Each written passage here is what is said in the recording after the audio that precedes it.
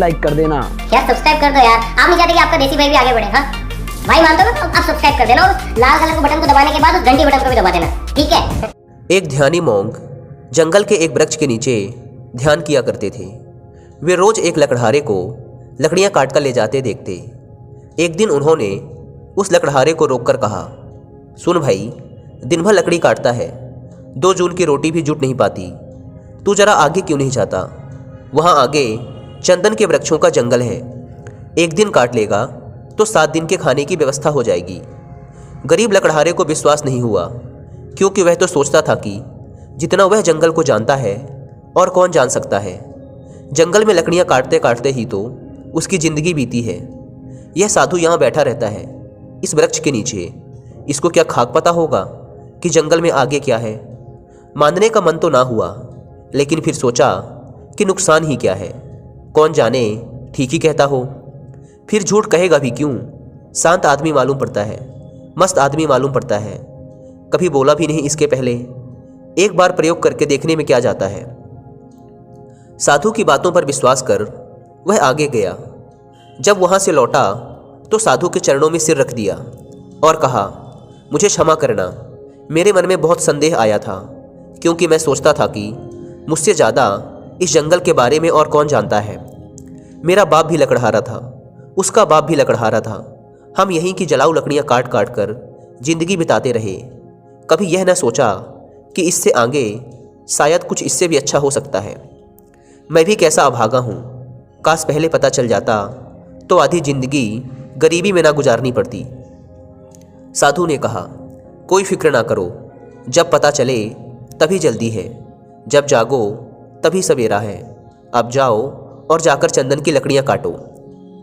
अब उस लकड़हारे के दिन बड़े मज़े में गुजरने लगे। एक दिन लकड़ियाँ काट लेता, 7-8 दिन जंगल आने की ज़रूरत ही ना पड़ती, बाजार में उनकी इतनी कीमत मिल जाती। ऐसे ही दिन गुजरने लगे। लकड़हारा हफ्ते में एक दिन आता, चंदन की लकड़ियाँ काटता और जाकर उन्हें बाजार में बेच देता।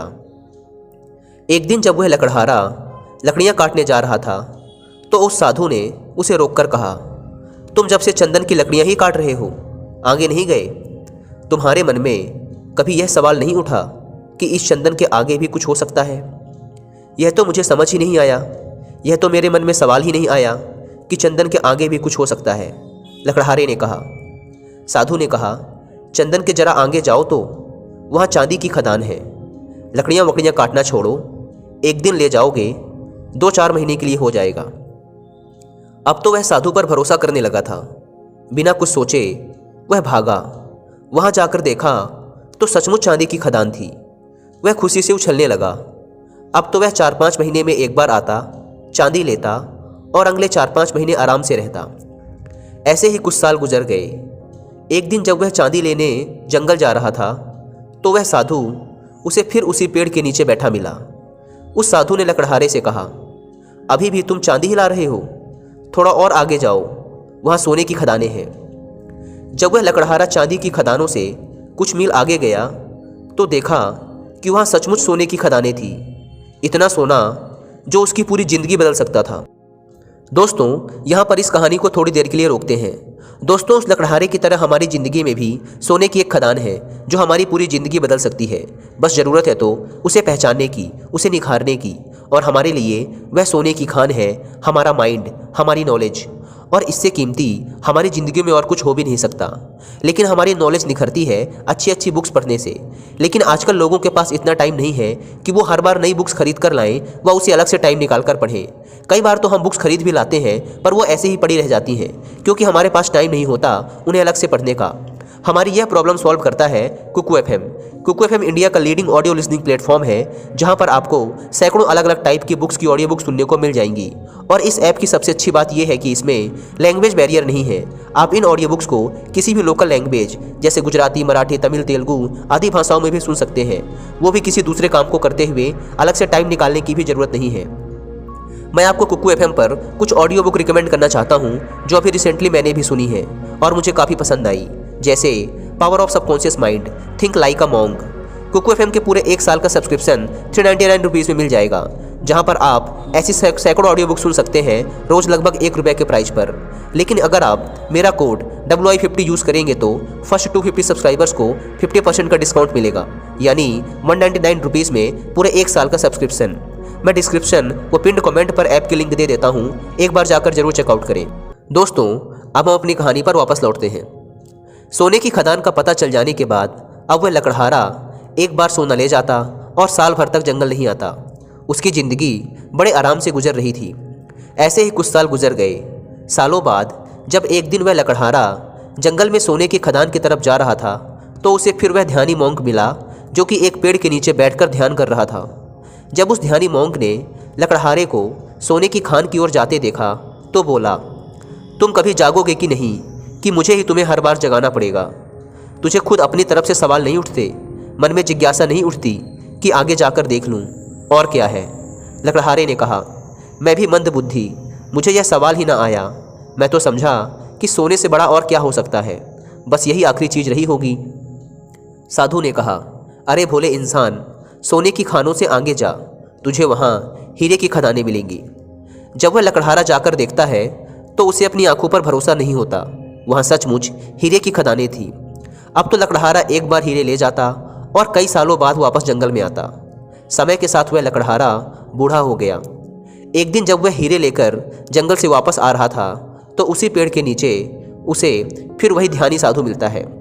साधु ने कहा, अरे ना समझ, अब तू हीरो में ही रुक गया। अब तो उस लकड़हारे को भी बड़ी अकड़ आ गई थी। बड़ा धनी भी हो गया था, महल खड़े कर लिए थे। उसने कहा, अब छोड़ो, अब तो मुझे परेशान ना करो, अब हीरे के आगे भला और क्या हो सकता है? उस मोंक ने कहा, हीरों के आगे मैं हूँ। तुझे यह कभी ख्याल नहीं आया कि यह आदमी मस्त यहाँ बैठा है, जिसे पता है हीरों की खदान का वह हीरे नहीं भर रहा, इसको हीरों से भी आगे, हीरों से भी बड़ा और बहुमूल्य कुछ मिल गया होगा, तभी यह यहाँ निश्चिंत पेड़ के नीचे बैठा रहता है। तुझे यह कभी विचार नहीं आया? उस साधु की बात सुन वह सेठ रोने लगता है और उस ध्यानी मोंक के पैर पकड़ लेता है और कहता है, मैं भी कैसा मूर्ख हूँ जो यह देख ही नहीं पाया कि जिसने यह सभी सोने चांदी हीरे जवाहरात छोड़ दिए, उसके पास जरूर इन हीरे जवाहरात से भी बड़ा कोई धन होगा। मेरे मन में यह ख्याल ही ना आया। मैं जानना चाहता हूँ कि तुम्हारे पास वह कौन सा धन है जिसके सामने इस दुनिया की सारी दौलत छोटी है। लकड़हारे की बात सुनकर वह ध्यानी मोंक उससे कहता है, वही तो मैं तुम्हें बताना चाहता हूँ। उस धन का नाम है ध्यान। लकड़हारे ने कहा, लेकिन मुझे तो ध्यान करना आता ही नहीं। साधु ने कहा, ध्यान करना बहुत सरल है। बाहर का धन तो बहुत इकट्ठा कर लिया, अब जरा भीतर की ओर मुड़ जाओ, आराम से बैठ जाओ और देखो कि तुम्हारे भीतर क्या चल रहा है। अगर कोई अनुभव हो तो उसे पकड़े मत रहो, बस देखो। हो सकता है तुम्हें परमात्मा मिले, लेकिन तुम्हें उन्हें भी नहीं पकड़ना। तब तक देखते रहो जब तक कि सभी अनुभव, सभी विचार शांत ना हो जाए। पर ध्यान रहे, जबरदस्ती किसी भी अनुभव या विचार को खत्म करने का प्रयास कभी मत करना। जब कोई अनुभव ना रहेगा, कोई विचार ना रहेगा, तब तुम निर्विकल्प समाधि में रहोगे। तब न दृष्ट बचेगा और ना ही दृष्टा, केवल शून्य होगा। और उस शून्य में ही जलता है बोध का दिया, आत्मज्ञान का दिया। ध्यान करने के लिए एक चीज जो सबसे महत्वपूर्ण है वो है धैर्य। आपके भीतर इतना धैर्य होना चाहिए कि घटना आज घटे या कई वर्षों बाद, आप ध्यान करने के लिए हमेशा तैयार रहें। दोस्तों, यदि आपको शुरुआत में ध्यान करने में प्रॉब्लम आती है, मन बार बार भटकता है, तो कुकू FM पर 11 दिन का एक कोर्स है पावर ऑफ मेडिटेशन के नाम से, आप इसे भी अवेल कर सकते हैं। यह आपका माइंडसेट डेवलप करने में आपकी मदद करेगा। धन्यवाद।